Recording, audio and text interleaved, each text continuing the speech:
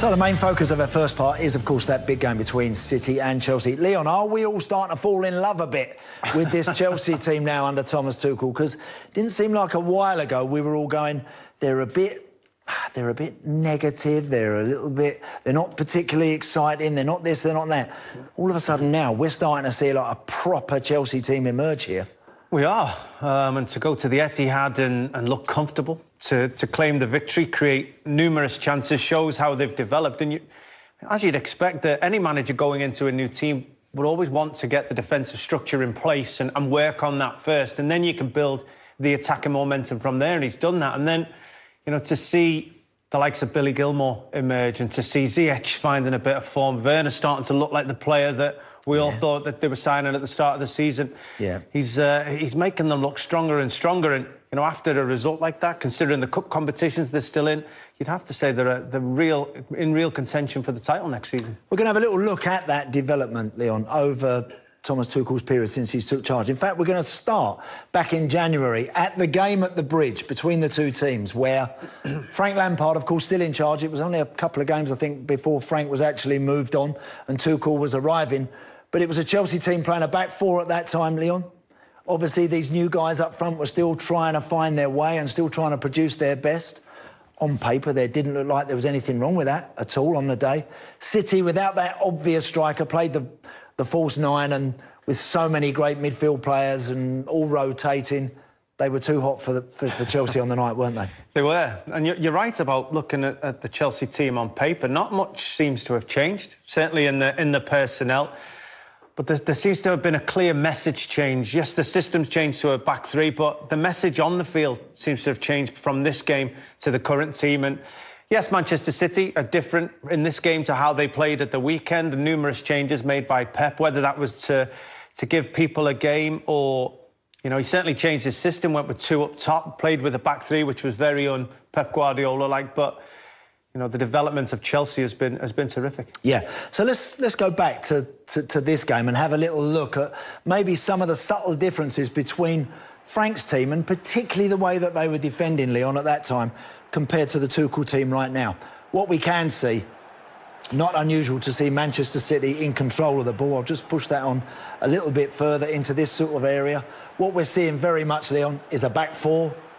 We're seeing quite a deep back four. Not uncommon against top-class opposition, by the way, to give yourself a little bit of breathing space. But that's quite deep for a back four, playing against a team with no striker, no obvious striker, and yet they weren't really going to step out of there. They were happy to kind of stay there, weren't they? Well, that seems to be probably the biggest change that we're noticing between Frank Lampard's Chelsea and Thomas Tuchel's Chelsea. The fact that Frank Lampard's Chelsea seem to be happy to play with people ahead of them, not wanting to go in and engage, comfortable in their zonal position.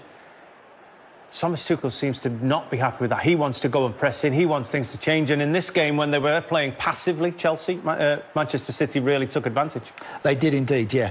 Lots of room. I think every time you see a City player, he's got the ability to pick his head up, find a pass. De Bruyne there should have knocked that one in the back of the net. I always look at Thiago Silva here, Leon.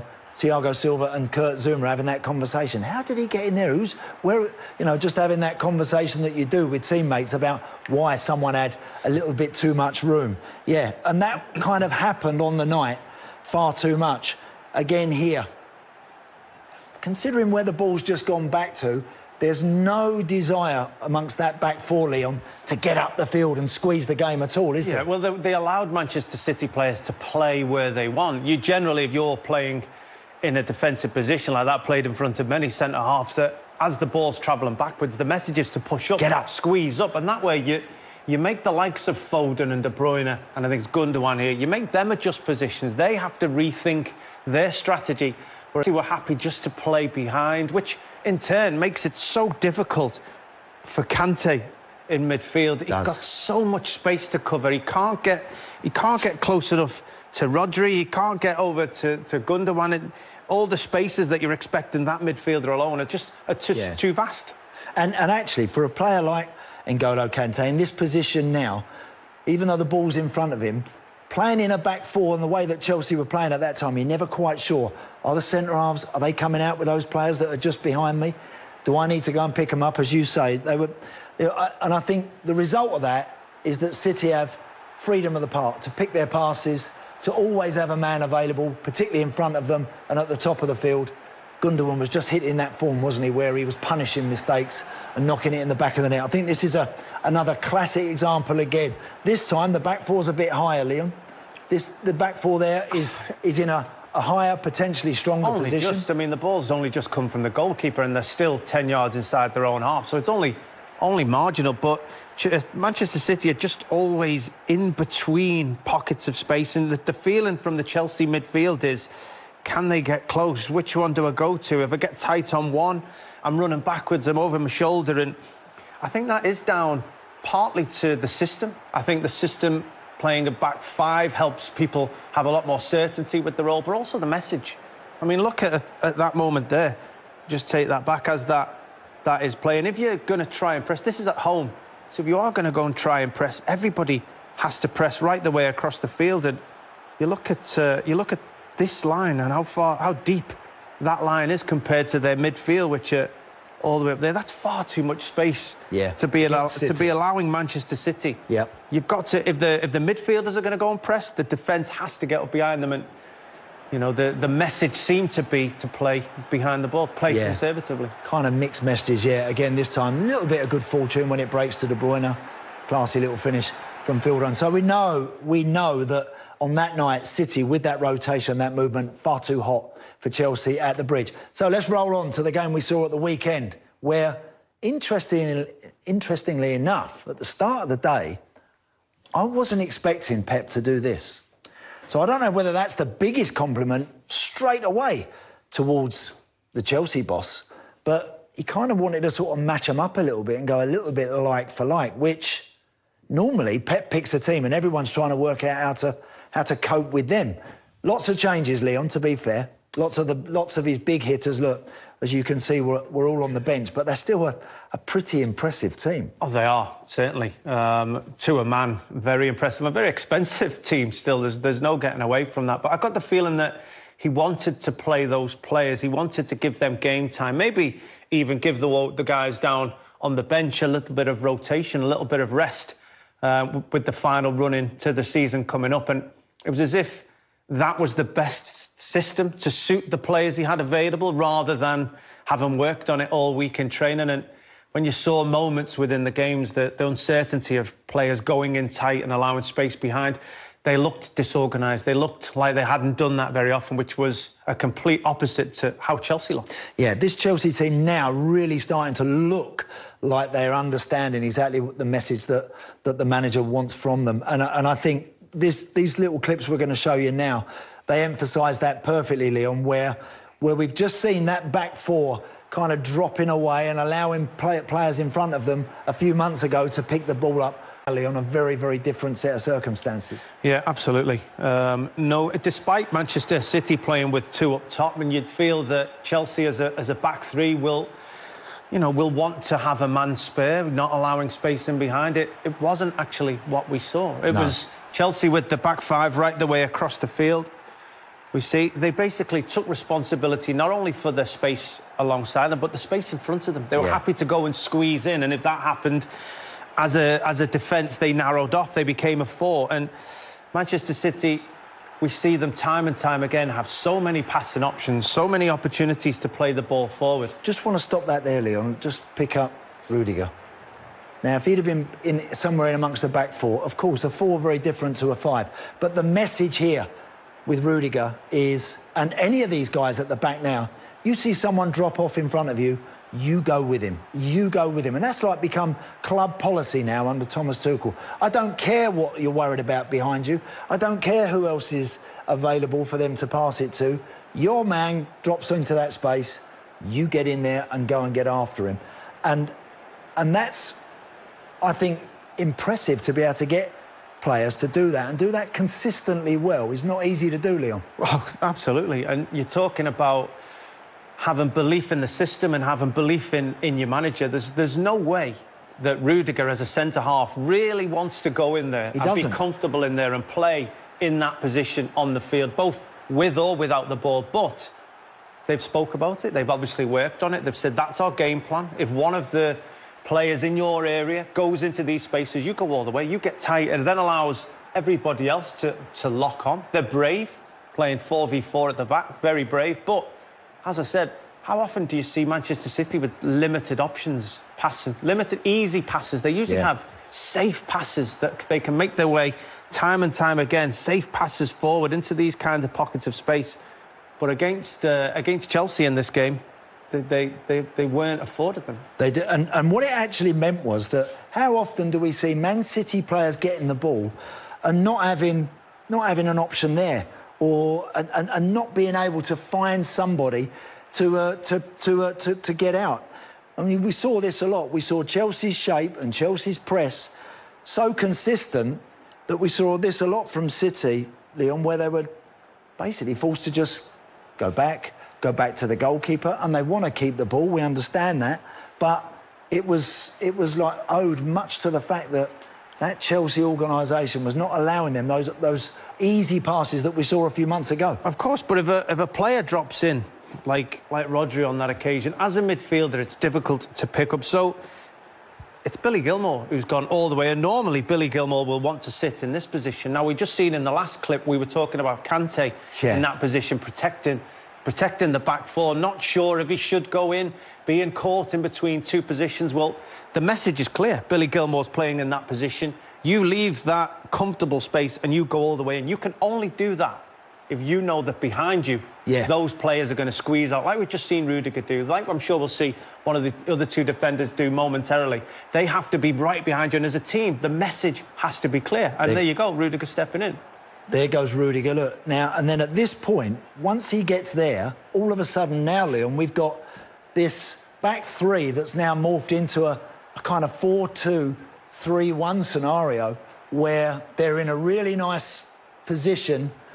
We know that this guy is capable of anything with the ball at his feet. Whatever he does at this point, if he wants to go long, if he wants to try and drop it into the midfield, the only obvious balls he's really got is this one, and maybe to the other centre-half on the other side. That aside, Leon, they're in a really good shape and a really good position, Chelsea, to deal with pretty much anything. And when we roll it on, we'll see the goalkeeper, he rolls his foot on the ball. He ends up coming out here again. At the point Ruben Dias gets the ball, what's he really got? What's Ruben Dias really got? Yes, he's got that. He's got that one.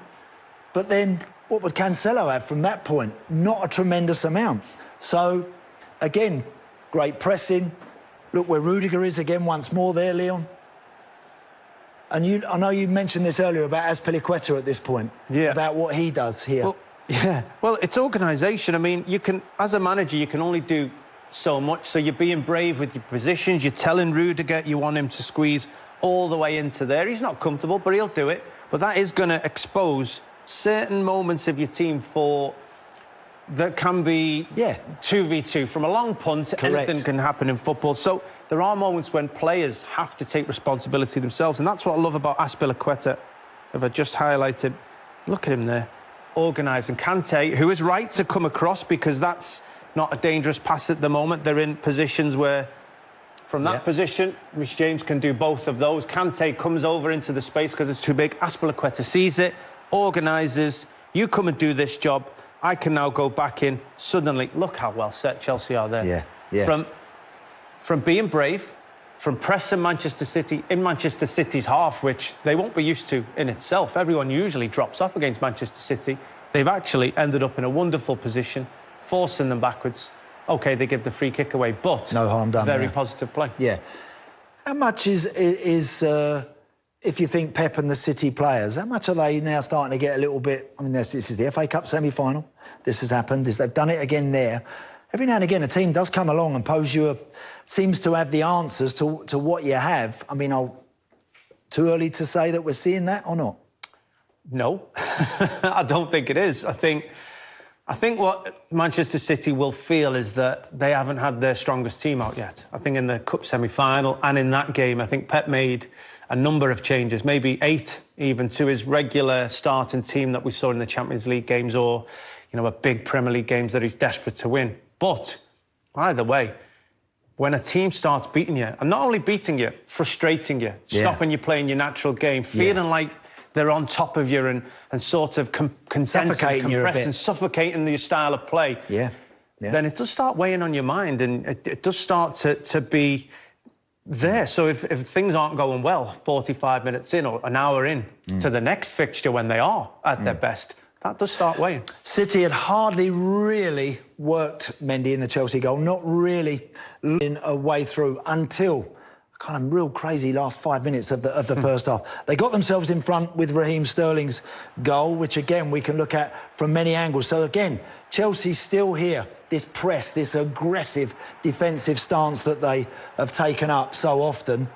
Now this time, just here, Rudiger here. I'll take that back just a little bit, Leon. Just to there, because again, there they're looking very comfortable. This player here, Rudiger knows at some point, I think he's my territory. I want to go and do that. But he's got to go at the right time to allow Christensen to maybe be in that position to make sure that he's covering for him. And in this little instance here, look, you can see Rudiger almost looking over his shoulder. Now Christensen's vulnerable there, Leon, isn't he? In that position. He is for any ball into this channel. And you're right, he just goes a second or two too early, and then that exposes Christensen. But Chelsea will have known that. They will have known this kind of thing may happen against a team. When you're pressing, there is always the option that a team will put it in behind you and spin you. But from this position, we've discussed this, Christensen should be fine. He doesn't need to dive in. He can stay behind Jesus. He can force him into the corner, allow the players around him to reshuffle and get back and recover and get back into space. But he just makes a poor decision, and it's cost him because of the injury that he ends up getting. He decides he thinks he can win it, and he dives in that. He dives in that moment there. Suddenly he's exposed. If I take it back there, if he just stays behind Jesus and lets Jesus take the touch, he's going into that position. Do you know, Leon, you make a good point. So in amongst all that great press, all that work that Chelsea must do during the week to get everybody in the right frame of mind to press and go and make sure they're on top of their opponent, one bad call, one bad decision in that team play, just one moment maybe where Christensen now, I'm sure he's watched this himself, hopefully he's going to be not out for not too long.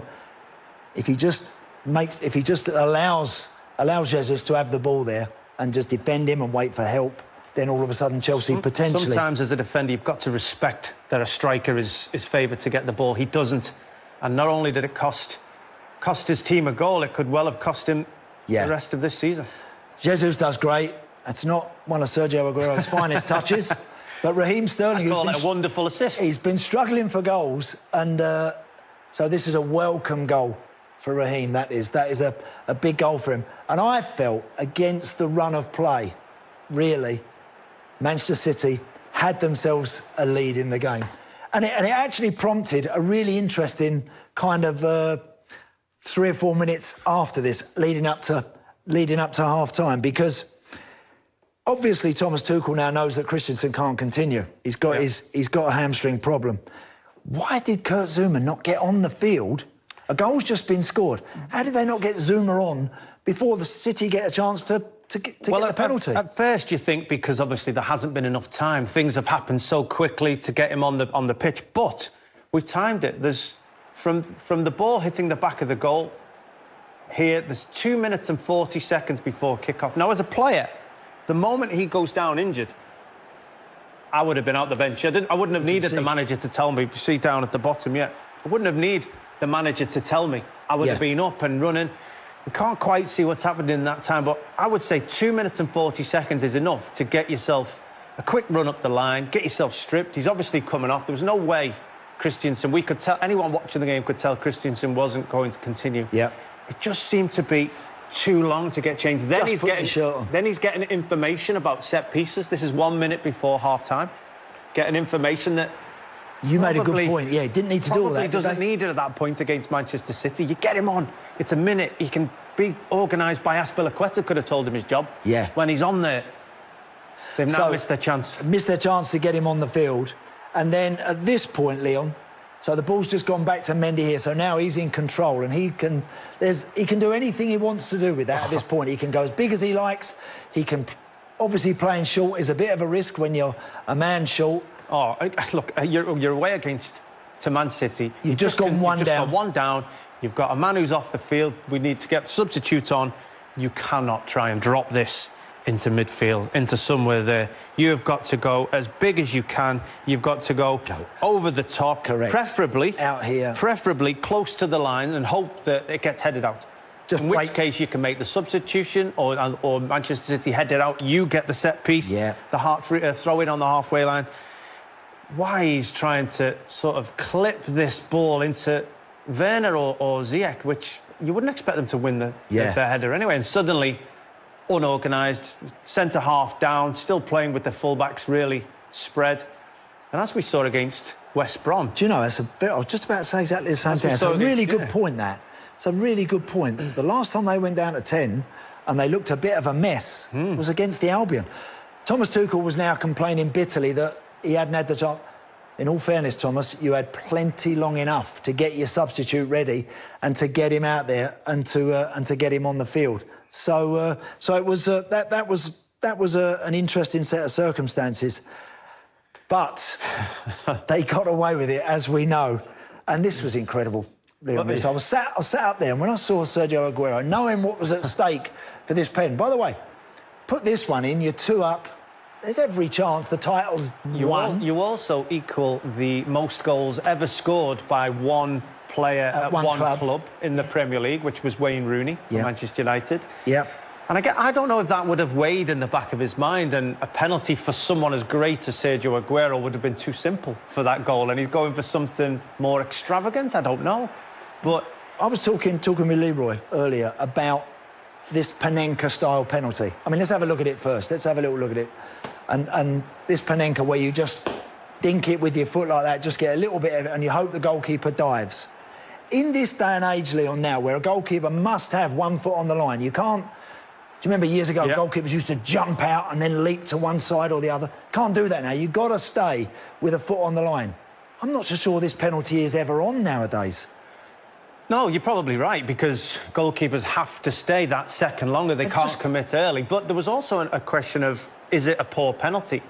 I actually think the technique is pretty decent. I think it's gone head height, centre of the goal. I just think that he hasn't fooled Mendy enough. I think that in his run-up, in his approach, he hasn't done enough to fool the goalkeeper into making the dive, leaving the centre of the area, because... You know, we've seen other Panenka penalties. The Lookman one is the one that jumps to my mind. That is a poor attempt at a Panenka. But that, I don't think it was too bad technically. I just think if you're going to do it, you've got to make sure the goalkeeper dives, or you look silly. I was amazed when I saw him do it. I really was so amazed. Look, City have had their issues with penalties. For a team so good and with so many brilliant technical players, they've not actually always been particularly good from the spot. We'll see this. Their record, since 1920, they've taken 20 of them. They've only scored 11 of them. I actually said to you just now, Liam, if you sent the goalkeeper up, I fancy he'd score. Oh. Out of 20 of them, I think he'd score 15. Well, there was serious talk of that. I think, was it earlier this season or last season, about maybe Ederson coming up and taking the penalty kicks, such was their inefficiency at them. But you look at the squad of players, them 3 players alone out of all of this squad, you'd expect that they'd score more penalty kicks than they have done. When you're a technically gifted player, you'd think a 12-yard shot should be easy, but I've got to be honest, I was hopeless at them. So are you in the school, just quickly, before we get up to Leroy, are you in the school of bad luck, Aguero, or bad decision? Bad decision.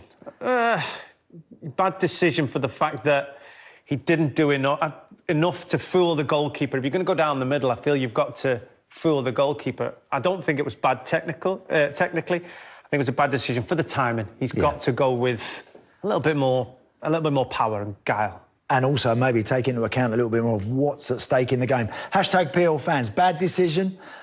The Hakim Ziyech, the equalising goal. Because, again, Chelsea certainly, in that second half, I noticed a big change. First half, Mendy had pushed on to Reece James quite a lot in the first half, and even though he didn't cause the Chelsea defender any problems, second half there was a momentous change, Leon, in the way that and the approach that Chelsea went about it. Definitely. I mean, you've already seen they tried to press higher, didn't work. We've seen in the past where if strikers go to press and there's no support behind them at times, because that happens through the course of 90 minutes, they'll sort of sulk a little bit and, well, I did my job. Not this Chelsea team. You see Ziyech went for the first one. His partner gets done, gets passed around, but he certainly carries on. It comes all the way over to put pressure on. And they're still here. Look where that Chelsea back line is. It's not gone. It's not here because they're fearing some sort of ball maybe down here into the gullies. Look where the manager wants it. Look what he's saying. He's saying, "There's the space, guys. Someone give me a run." Perhaps he fancies Mendy might take Reece James shoulder to shoulder. Well, you'd see they've just scored from this at the end of the first half. Yeah. The Chelsea playing the higher line, Azpilicueta or one of the defenders coming up. Surely one of these players has got to make that run, and it's a simple enough pass you'd expect in that position for Rodri. But Rodri dawdles a little bit too long on the ball. Sterling doesn't really offer anything. Azpilicueta comes in. That pressure continues it, and suddenly they're away. I'm not quite sure why Rodri is looking for that. Just just trying to highlight there. I want to keep your eye on Pep. He's still far from happy. Absolutely right. And then this Chelsea team react. Getting down, Azpilicueta continued his run. What a bit of technique that is. Touch and finish. Goalkeeper, Leon, on that one. Could he? Should he? Potentially, for someone of his quality, but I want to take nothing away from the strike. One of the real intriguing battles in the game was what was happening in those wide areas. And as I mentioned, Mendy first half was trying to be forcing Reece James further back. Never really happened. But second half, both, in particular, Reece James and Alonso, their attitude was, we're going to play a lot higher and we're going to be ultra positive. Well, it was as if they noticed that, first of all, Ake was trying to go in and Mendy was trying to go in, and there was an awful lot of space in this area. And Chelsea just thought, well, fancy James to start taking advantage behind Mendy and 1v1 or in certain situations, and they exploited it time and time again. Yeah, no, they did, absolutely. Again, you got this same situation.